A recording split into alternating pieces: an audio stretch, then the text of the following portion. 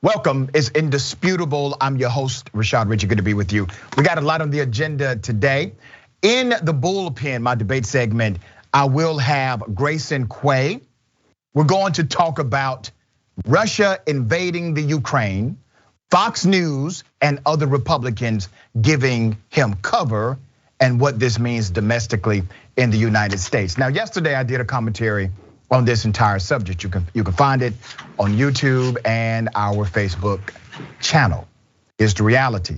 There are some people that push back and said, Doc, you're black. You can't talk about these things. They don't affect black folk. Let me remind you of the black people that will be deployed. The black families that will have no choice but to engage in a conflict that they do not agree with. I'm anti-war. Dr. Martin Luther King Jr. put it this way: anytime America is at war, domestically, America becomes desensitized to the reality of social policies right here at home.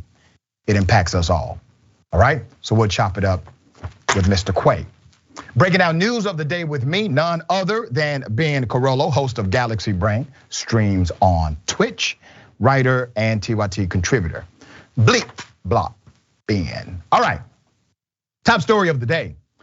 There's a former police chief, 80 felonies, has 80 felonies, still was able to get a job at an auto body shop and got caught stealing from the auto body shop. Put up the picture. It's an unbelievable story. There's significant background here. This is in Columbus County, North Carolina. A former North Carolina police chief has been arrested again. His most recent employer has accused him of stealing Cadillac converters, all right? Okay, the former police chief, Anthony Spivey, was arrested in Tabor City. After Chief Donald Dowless said a body shop where Spivey had been working reported 2 Cadillac converters were stolen sometime during the Christmas holidays, all right? Now remember, he has 80 felonies. He gets a job. He's a former police chief. Now why does he have 80 felonies on his record? ABC affiliate WWAY is reporting the stolen parts were found at Chief Spivey's home. And police say he admitted to the thefts. He's been charged with larceny by employee and was jailed under a $10,000 bond. Now, this chief, former chief, 36 years of age, is awaiting trial on more than 8 felony charges from a 2021 arrest. He is accused, get this, of embezzling state property evidence, trafficking opium, heroin, and trafficking by fraudulent or forging prescriptions. He was their chief of police. He is also accused of embezzling funds meant for the family of a boy battling cancer. What a POS, right? Investigators said he took $8,000 intended for the family of Philip Tanner Buffkin, who died of leukemia in 2019. Spivey also allegedly stole and sold 5 guns from the Chadbourn Police Department between 2019 and 2021. So this guy has years, right? Years of corruption, theft, selling drugs, but he was still the police chief. You know, they recently charged him. And after he gets charged with 80 felonies, he lands another job while being charged with 80 plus felonies. And at the new job, he's stealing from the new job. Now, when things came up missing, they knew exactly who did it, right? That's why they went to his home. But this is a reality of our policing in America. Now, do all police act like this guy? No, they do not. And I'm not suggesting they do. But I am suggesting this. There's a problem in the industry of law enforcement. So much so that an individual like him gets away with theft for years. He knew he would be protected, at least for a while, and he was, until he was caught. But you have to think about the amount of crimes he committed in order to be charged with 80+ felonies. You don't do that in one day. This is systemic. This was a long-term operation, and he finally got caught. And then after he gets caught, he's able to land another job, and he is engaging in corrupt behavior there. Now, here's what I'm saying. Why do we have so many police officers who are engaged in corrupt activity? We've covered them right here on Indisputable. From theft to child molestation, civil rights violations, and the list goes on. I'm saying this. They are attracted. These kinds of people are attracted to policing. Why are they attracted to policing? Because it is well known that policing gives you cover. Policing allows a psychopath to have protection. Policing, the industry, allows a killer to do it legally. They're attracted to the profession. All right, Ben, thoughts on this? Yeah, 100%. Because, like, as you point out, right, we know that our system is inverted. It's the opposite of what it's supposed to be. Like, if you're just a random person, and especially if you're black in America and you're charged with any crime, you're treated with immediate suspicion. They always talk about throwing the highest charges against you, when like the reality is, normal everyday people should be getting the treatment that like police officers get when they're like being up for a crime, right? They should get patience, they should get understanding, they should get, wait, let's look at this person's circumstances, right? That is what a normal trial should look like for most people. But it's the opposite for somebody who is in a position of authority, somebody who is quite literally given a gun by the state, by the city, whatever. They are given a gun by the government. They should be held to a higher standard. They are the people that should face the most amount of scrutiny. And we have it, it's all topsy-turvy. It's the complete opposite. They have the least amount of scrutiny, and they will always rally to defend each other from criminal charges, from prosecution. And that is what creates this sort of toxic environment where you have a police chief that thinks that they can get away with stuff like this. Very well said. You know, when we talk about white privilege and there's pushback from white people who would say, no, white privilege does not exist. Well, white people are well aware that they have a certain privilege in the United States of America.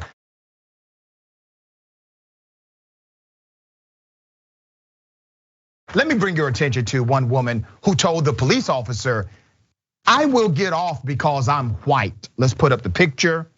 Woman claims she will avoid a DUI because she is in fact white. This is in Nashville. A Nashville woman was pulled over for suspicion of DUI. Told the black officer that she would get away with it because she is white. The woman in question that you see, her name is Tamara Megan Lee, 42 years of age.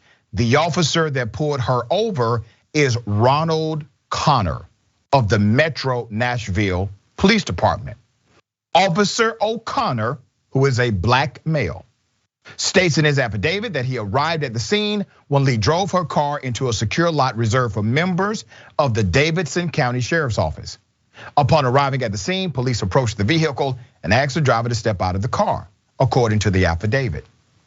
While exiting the vehicle, this is in the affidavit, the defendant was unsteady on her feet and had difficulty standing. The defendant had a strong odor of alcohol coming from her person and being expelled through her breath. The defendant also had bloodshot, watery eyes. The defendant was asked if she had anything to drink and she said yes. The defendant was asked to perform a standardized field sobriety test and she agreed. During the instruction phase, the defendant became very irate and would not listen to verbal directions. The defendant was asked again if she was willing to perform the standardized field sobriety test, and she responded, F you. Officers placed the defendant into custody and advised her of her rights. Pretty standard so far. Officers read the defendant the implied consent and asked for a breath sample. The defendant responded with more vulgarities. Inside of the vehicle, in plain sight, there were several alcoholic beverages, ranging from beers, etc.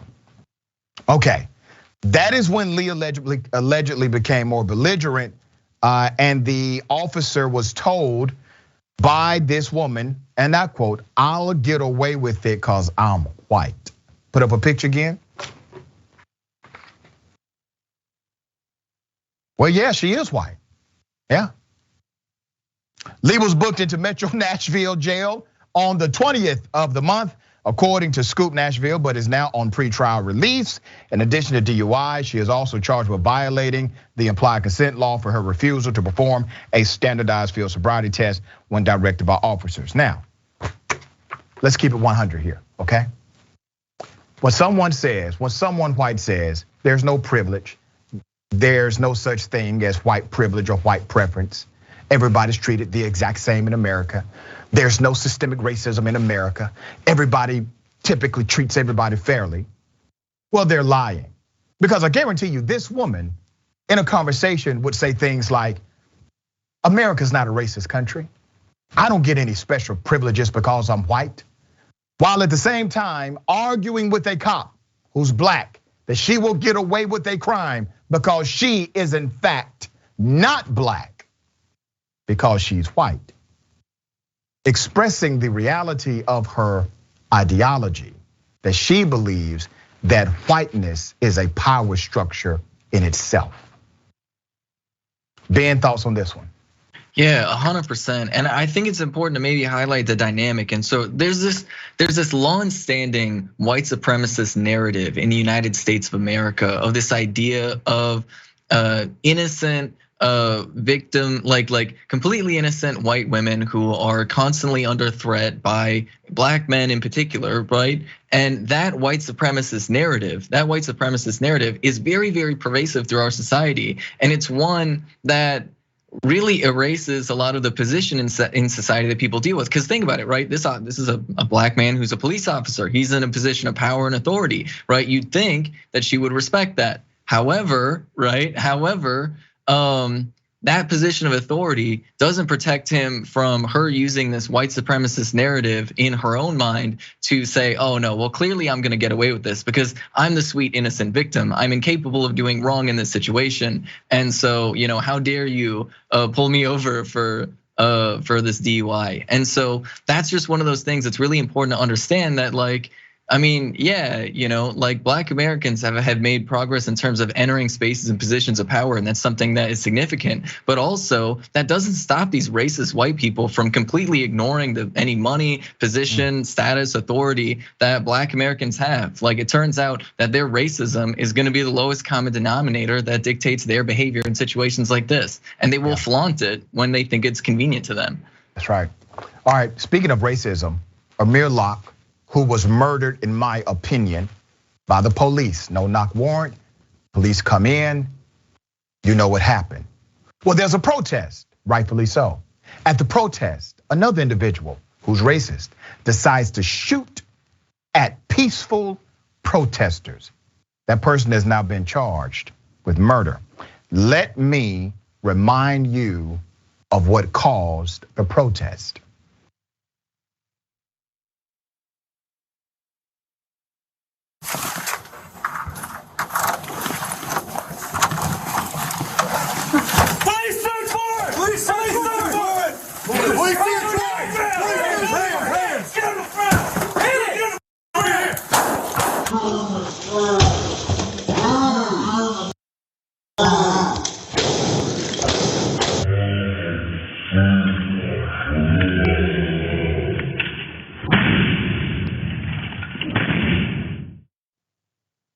Mr. Amir Locke was not the target of the warrant.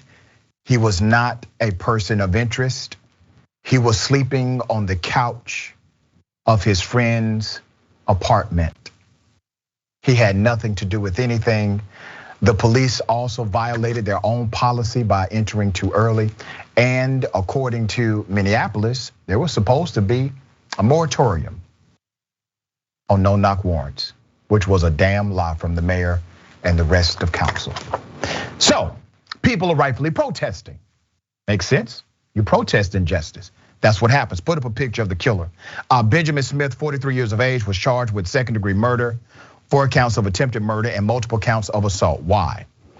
The statement said Smith allegedly confronted a group of people engaged in a demonstration protesting the death of Amir Locke, a black Minneapolis man who was fatally shot by officers carrying out a no-knock warrant last month. All right. On the Portland shooting incident, citing the video evidence, the prosecutor's office said Smith allegedly told protesters who had gathered at a park northeast of downtown Portland on Saturday to leave the area, okay?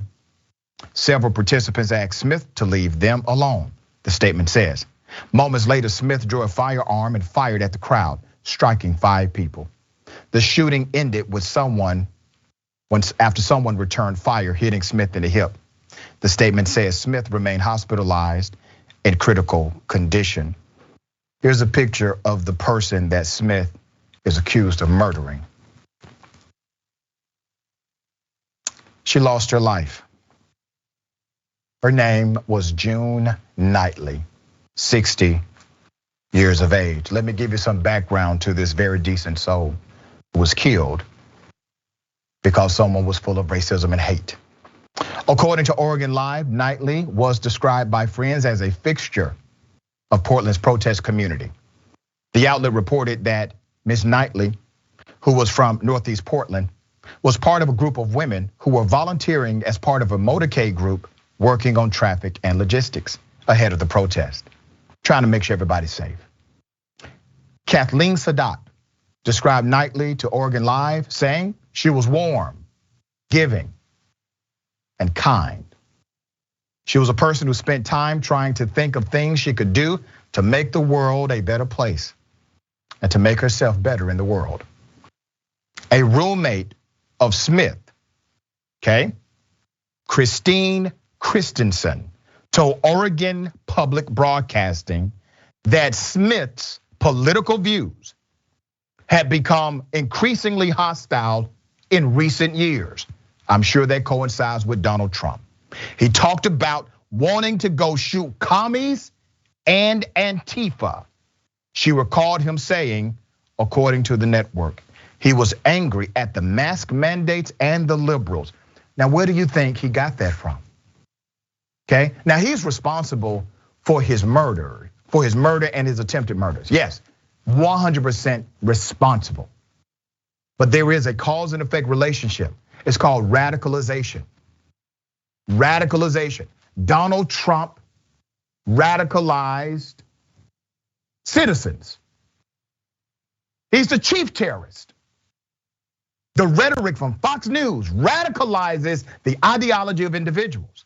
Now they are still 100% responsible for the actions they commit. But you cannot have this conversation without connecting it to the reality of those who continue to spew the untrue rhetoric against those who are politically different, who are different by race, by ideology, saying that they are in fact threats to America, that they should die.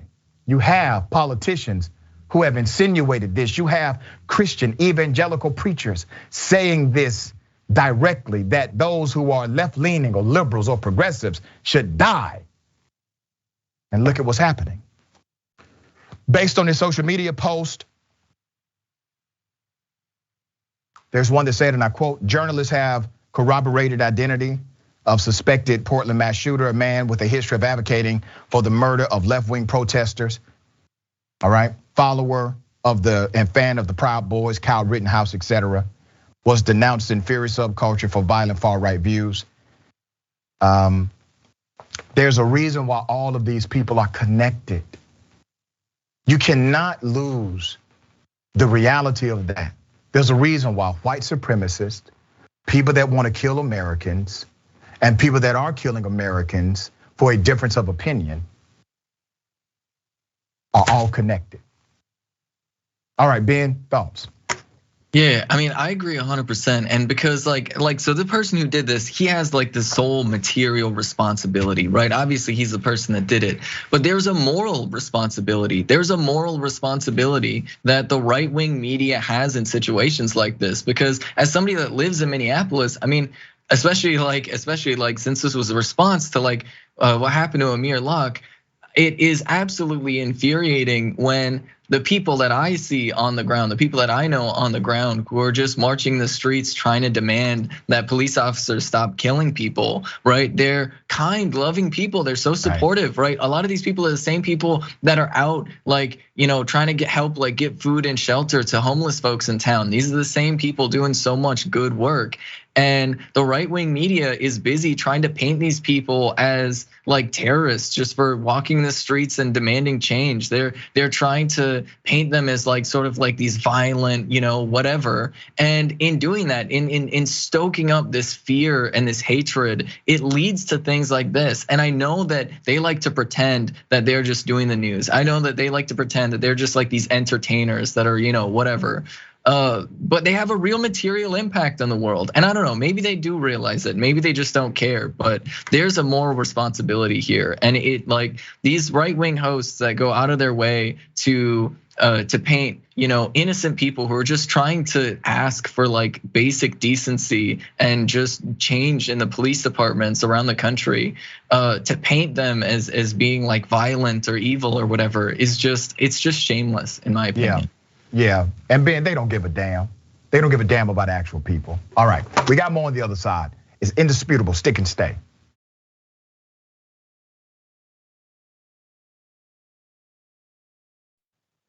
All right, welcome back. We got a lot of viewer comments. Before I go to the comments, let me remind everyone of the watch list. Amazing show, The Big Homie J.R. Jackson, live every day, every weekday, 12 p.m.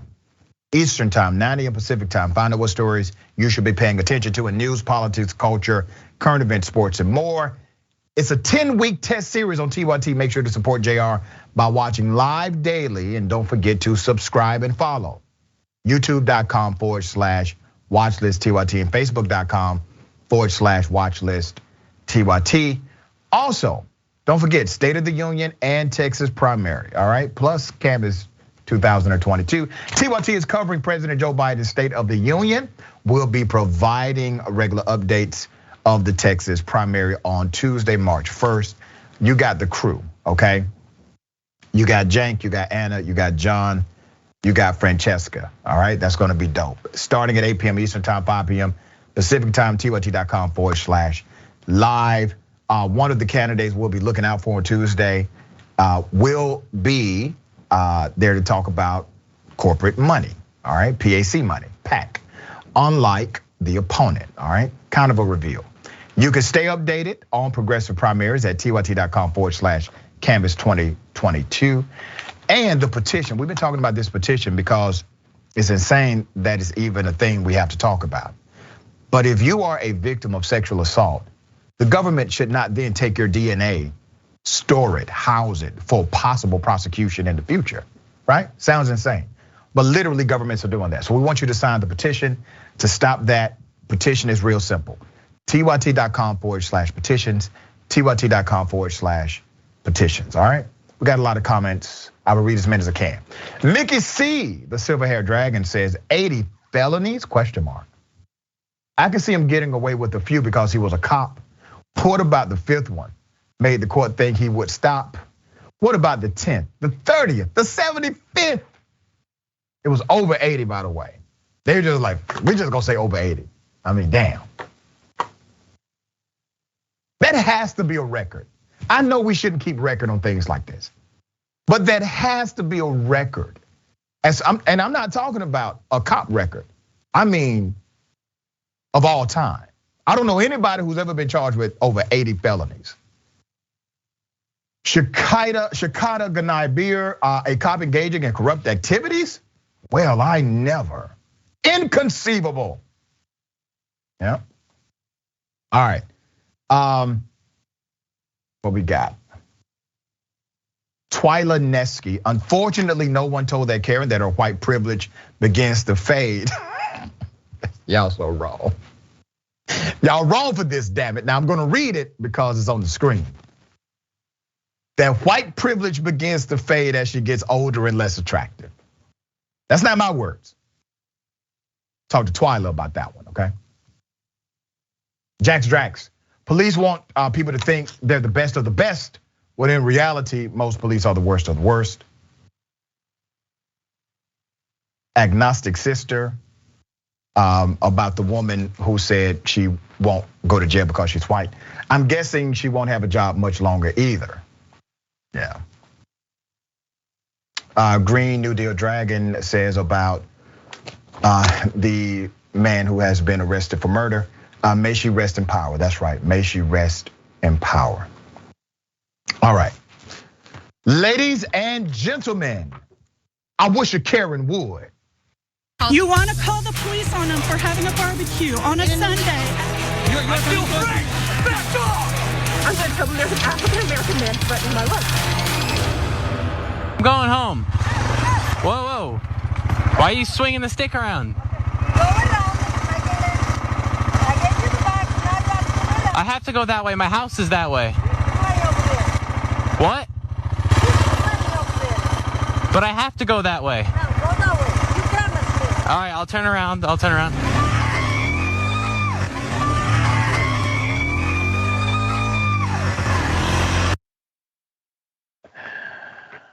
I just wanted to add some levity. All right, this Karen has all the high notes here.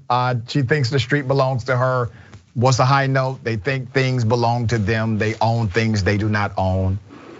The high emotionalism, exaggerated activity. But I don't know if you noticed this, but the young man who did his best to fake her out, he has crutches on the motorbike. I don't know if you all noticed that, but I mean, come on. Ben? What compels somebody? What compels somebody? Like the crutches are so visible. She has to see the crutches, right? She has to see the crutches. Like you're gonna hit a man with crutches? Like come on, like what is Ben, this reminds me of like a troll at a bridge or something, right? Yeah.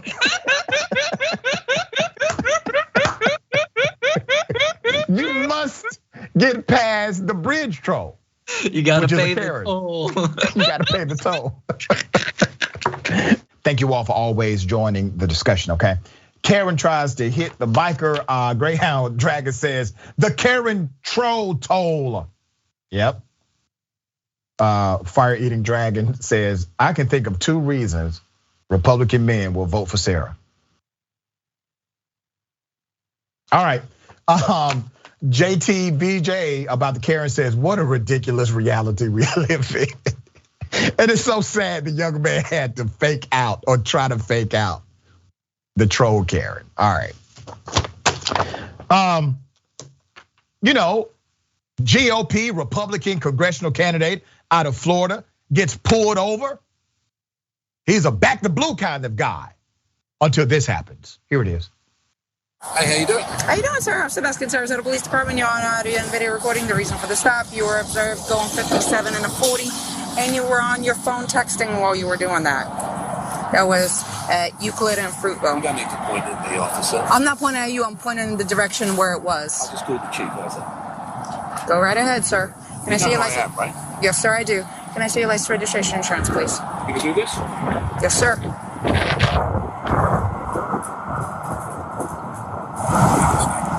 I'm sorry? Sir, can I have your paperwork, please? 7 years, sir. Can I see your registration, please? You're not gonna give me your registration, sir? You arrest me? I'm asking you if you have your registration. You're making career decisions. Okay, sir. Why are you doing this? Sir, because you were speeding. He's threatening the cop. His name is Martin Hyde, a Florida GOP House candidate. There's more. Here it is. I just spoke to your boss. Okay. You want your paperwork? Is it your Russian immigrant status that makes you talk to people like this? You don't have a warrant. Sir, you're going to be issued a citation. Anything you have to say. away from the supervisor. There's the registration. Well, you've been already issued a citation for that. For what? For failing to produce your registration. All right. Sir, you're gonna... Stupid. I'm a law-abiding citizen, and you're being bloody rude to me. If you decide to go ahead and do the court, just make sure you do it prior to submission of payment, as they do require. No, Martin, you're not a law-abiding citizen. You were breaking the law. You were texting while driving and speeding. You're not law-abiding. And then when he threatens this officer by saying, "Do you know who I am?" And in his mind, he was likely saying, "I'm a white male."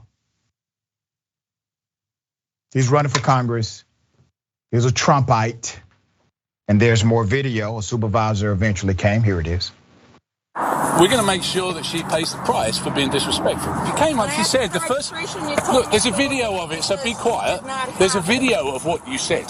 There is. And I've got a video of what you said. I've represented your unit. I've got no interest in listening to you, young lady. She had a bee in her bonnet because she thought she was on a big power trip. Guess what? She's been there 7 years. She ain't going to make 8. Damn, he's nasty. Let's put up a picture of this GOP, this Republican candidate for Congress. Yeah. Martin Hyde.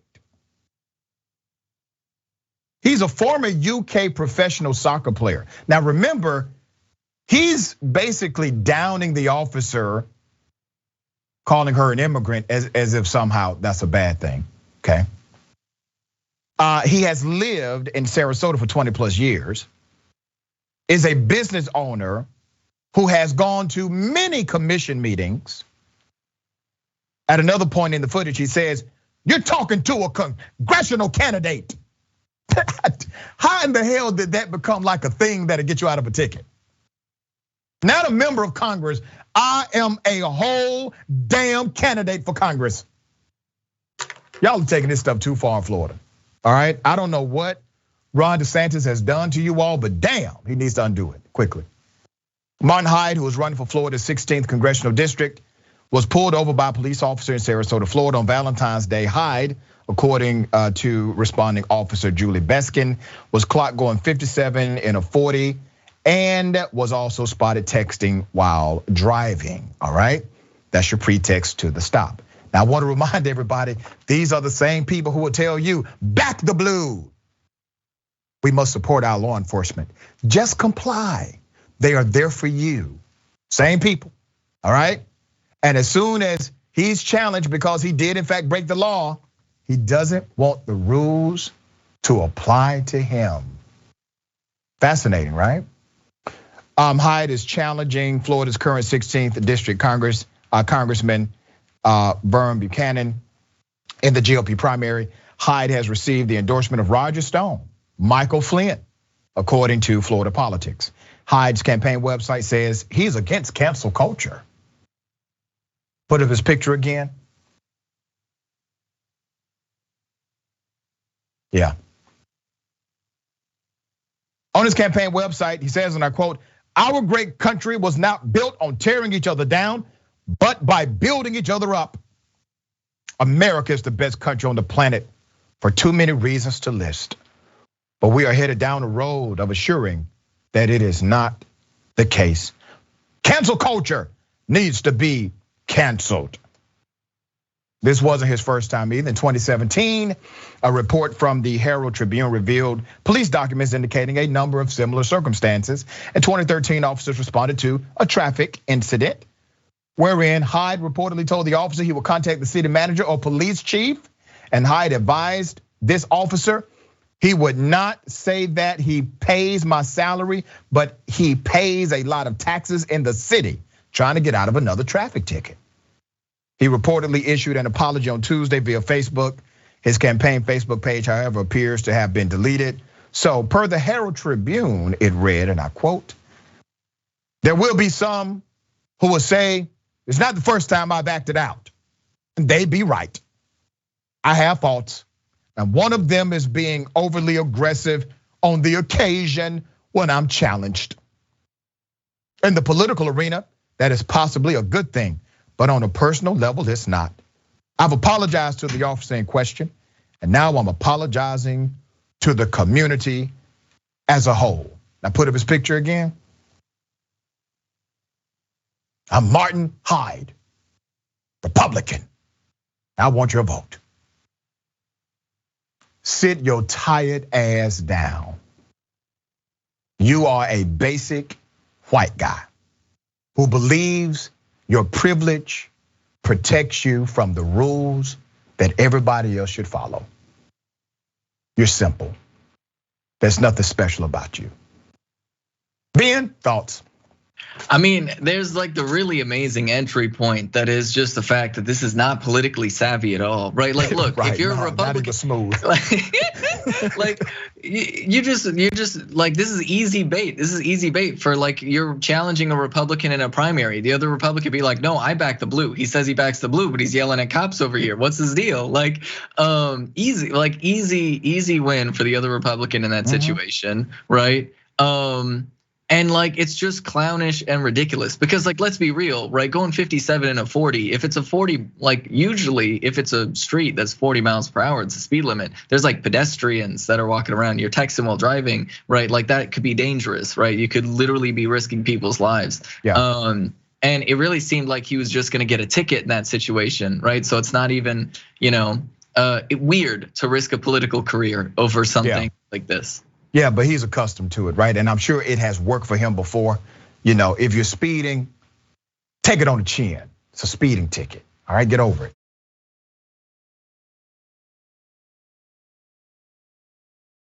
A Nebraska lawmaker, Republican guy, taking pictures of women without their knowledge, okay? He was allowed to resign. I'm gonna give you background to this story. Let's put his full picture up, right?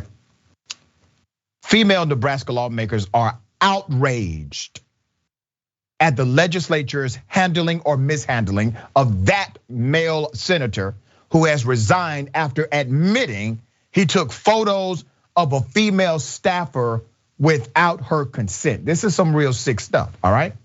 They're calling for an overhaul of the internal policies and recounting their own experiences of harassment in the legislature. His name is Mike Groney. Mike Groney, there he is. The AP says the push by half a dozen female lawmakers from both parties in the officially unicameral legislature came less than a day after State Senator Mike Groney, the North Platte, abruptly stepped down and abandoned his campaign to be a University of Nebraska regent. So this guy was actually getting a promotion, right? So the senator, a blunt and often abrasive Republican lawmaker, actually acknowledged Friday that, hey, he took photos of the legislative staffer in his office. So there's no ambiguity about if he did it, okay? But then he said none of the images were sexual in nature and that he also snapped pictures of other staffers and office visitors, including his wife, okay? So you mean to tell me that you're just taking pictures of people in sexual positions? These aren't just regular pictures, people.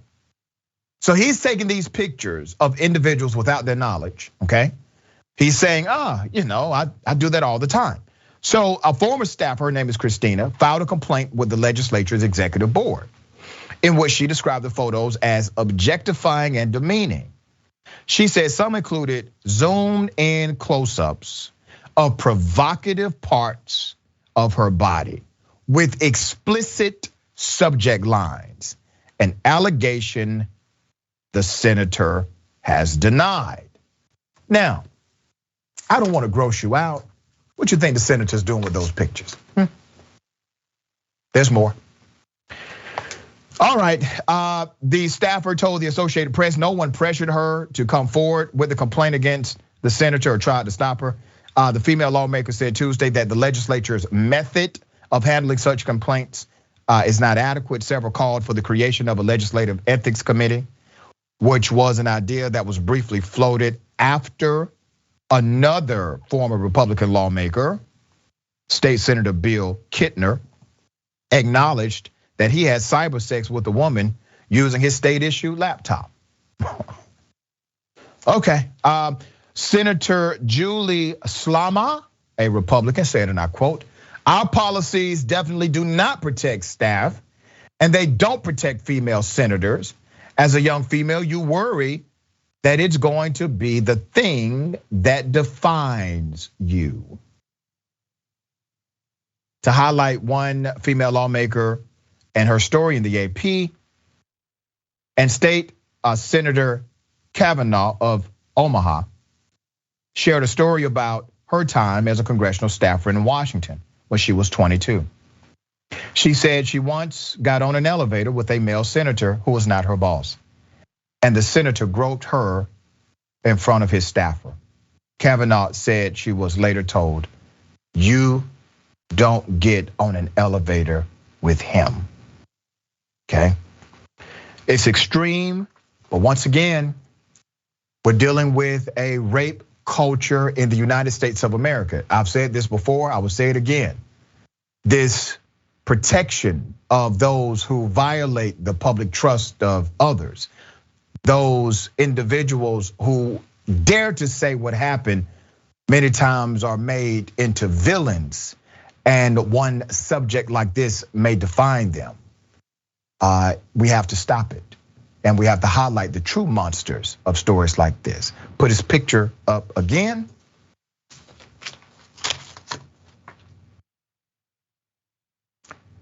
This may not be the court of law, but this is the court of public opinion. And my opinion is you are a scumbag. Ben, thoughts? Yeah, I mean, like, this is, I think, one of the main reasons why there's so many Republicans that are terrified of cancel culture, right? They say, oh, cancel culture, but the reality is they're scared of accountability for their actions. And, like, we have to recognize that this is probably happening in state legislatures all across the country. Yeah, that's right. All right, and we'll continue to expose it.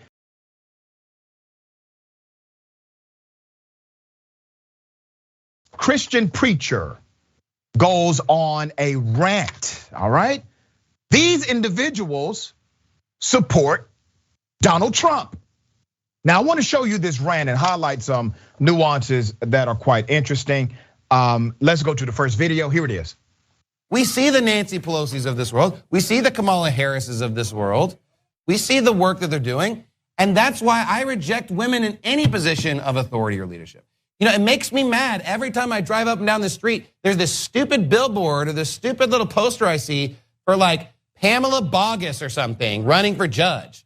And I'm thinking, what a curse unto our nation. She's a conservative. She's a Republican. Well, get in the kitchen and start making conservative sandwiches. Where in the Bible did it say that, oh, here's the virtuous woman, she's the judge? No, her husband's in the gate. Her husband's the judge. Her husband's the ruler. Her husband's in dominion. And what kind of weak man is campaigning for his wife? You lost your right to the man card, my friend. I'm Mr. Bogus. I'm Mr. Pamela Bogus. Sick freak. And you know what? Why can't you run? Why can't you lead? Silly rabbit tricks are for kids, but I got some facts for you. His name is Pastor Jonathan Shelley of Steadfast Baptist Church. He praised the death of a spectator at a Florida Pride parade after a truck drove into the crowd. This was June 2019. He also called for the killing of people who are gay. Let me go to the next video of this clown. Are you gonna let her hand you an apple from the tree too? I mean, the Bible is crystal clear on who's supposed to be ruling, who's supposed to be leading, and women are supposed to be obedient. They're not supposed to be in charge or telling us what to do. I mean, when a woman is the top of the free world, we're doomed. And we are like one half heartbeat away. I mean, we are one small trip away. Literally. I mean, we're one bad cough. I mean, it's just like, that is scary. That should be terrifying to all of us. And there's states where women are the governors. In this state, women are running for governor. You are an idiot if you vote for a woman. You are a fool, and you hate the word of God. No, it's actually you who's the fool. You are the idiot. Now, the Steadfast Baptist Church, where the pastor preached against the LGBTQ community, has now 5 days to vacate the building. Why? Because they're leasing. Wait a minute, preacher, I thought you run stuff. You talking all that and you leasing somebody else's building? Okay, they got 5 days to vacate. After the judge ruled Tuesday, the church was in violation of the terms of its lease, which include making threats and creating a dangerous nuisance. The judge issued the court order after trial. Now, remember, the pastor's talking all of this, right? He's the man. Here's his response after the judge ruled against him. Hi, everybody. This is Pastor Jonathan Shelley from Steadfast Baptist Church. And I wanted to update people on our building situation. We received recently an adverse ruling against our church saying that we have violated our lease for what I preached, the sermons that we preached at this church, and that we have to leave our property. Now, that's going to happen maybe in a few weeks or something like that, depending on how quickly some of the documents get filed. But the ruling has been delivered, the ruling has been made, and the situation's really unprecedented. And in fact, even the enemies of our church are gloating and bragging about the fact that our church is being evicted for what we believe and what we preach. And they are actually incredulous because they believe that the First Amendment would protect us, as did everybody that's heard anything about our situation. Preacher, you're being evicted because your dumbass violated the rules of the lease agreement. That's why you're being evicted. Your freedom of speech does not mean a private organization or private landowner does not have the right to enforce a lease, a contract that you signed, and they enforced it against you. But let me remind this preacher and those who follow him of a few things the Bible actually says. To the issue about gender and women being in positions of leadership, I want to remind this preacher that Galatians 3:28 says, and I quote, "There is neither Jew nor Gentile, neither slave nor free, nor is there male or female, for you are all one in Christ Jesus." That's out of your book, preacher. Well, how about 1 Corinthians 13:4-5? It says, love. Love is patient. Love is kind. It does not envy. It does not boast. It is not proud. It does not dishonor others. It is not self-seeking. Love does that, preacher. 1 John 4:16, let me remind you of that one. It's in the same book. What's love? God is love, according to John, which means love is God. Or 1 John 4:20. If someone says, I love God, and hates humanity, they are liars. If you hate others whom you see, how can you ever love God whom you have never seen? Same book, preacher. Ben, thoughts? Yeah, it's just really wild how people feel like they can say things like this. I mean, come on, it's 2022. Like literally, especially right after covering the story about that state representative taking pictures of people without their consent, we go to this story where you've got this preacher running around saying all this sexist stuff, trying to say that women shouldn't be in leadership positions. It's just absolutely ridiculous, and it's completely infuriating because and they try and spin their religion into it, and it just doesn't make any sense at all. And how do the women that go to that church feel about that? I mean, it really just is very, very infuriating because and honestly, I've seen this in some of the people that I personally know, and it just kind of it just leads to a lot of problems. It just leads to a lot of problems. And the thing is, the reason why it's important in the atmosphere of social commentary is because these individuals have a significant foothold on American politics right now. And that's problematic. That's why it has to be exposed. Ben, always a pleasure having you on Indisputable. Tell people how they can follow you, check out your great work. Yeah, you can follow me on Twitter at Benjamin Carollo, and you can also catch my show Galaxy Brain on the Young Turks Twitch channel every Friday at 4 p.m. Eastern. Beautiful. Thank you, my friend. Remember, take care of yourself, take care of each other, take care of the planet. Remember, the truth is always indisputable.